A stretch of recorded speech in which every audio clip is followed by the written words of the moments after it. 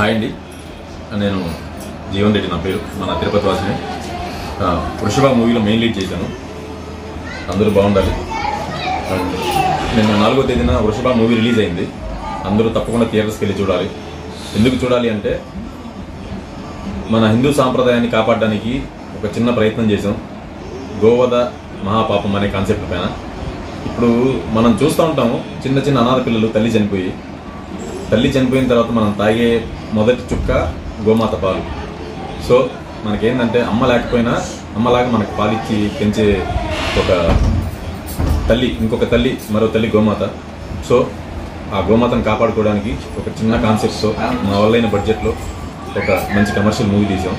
దయచేసి తిరుపతి ప్రజలు అందరూ కూడా, మన హిందువులనే కాదు, మన ముస్లిం సోదరులైనా సరే, ముస్లిం సోదరులు కూడా పాలు అమ్ముకుని బతికే వాళ్ళు చాలామంది ఉన్నారు, మన గోవుల్ని పూజించే వాళ్ళు చాలామంది ఉన్నారు. సో అలాంటి వాళ్ళకందరికీ నా హ్యాట్స్ ఆఫ్ అండి. అందరూ సపోర్ట్ చేయండి. Thank you very much. Sir, ఈ మూవీలో మీ చేతికి ఏదో తగిలిందనేసి నేను విన్నాను సార్. ఏదైనా ఇబ్బంది ఏమైనా జరిగిందా సార్ మూవీ తీసేటప్పుడు? కానీ ఏమన్నా తగిలేయండి. కష్టపడి ఈరోజు ఇంత కష్టపడి మంచి మూవీ మా ప్రజలందరికీ కూడా అందిస్తున్నారు. తిరుపతి ప్రజలందరూ కూడా ఈ మూవీని బాగా ఎంజాయ్ చేస్తారని కోరుకుంటున్నాము.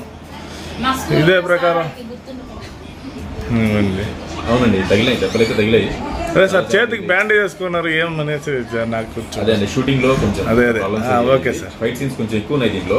ఓకే, విలన్ కూడా కొంచెం బలంగా ఉన్నాడు సార్. విలన్ అంటే సార్ విలనా సార్? దాంట్లో విలన్ గా చేశారు సార్. మీ పేరు సార్? మురళీకృష్ణారెడ్డి. Okay sir. నెల్లూరి. Okay sir. నెల్లూరు వాసి. ఓకే. సో నాకు ఇప్పటి నుంచి స్నేహితుడు. హైదరాబాద్ లో మేము ఇద్దరు కలిసి ట్రావెల్ చేసేవాళ్ళం. Okay sir. ఆర్టిస్ట్. సో నాతో పాటు విలన్ చేశారు. తిరుపతి ప్రజలంతా కూడా ఈ సినిమాని చక్కగా ఆదరిస్తారని కోరుకుంటూ మీ ఛానల్ 1 తెలుగుతో లోకేష్.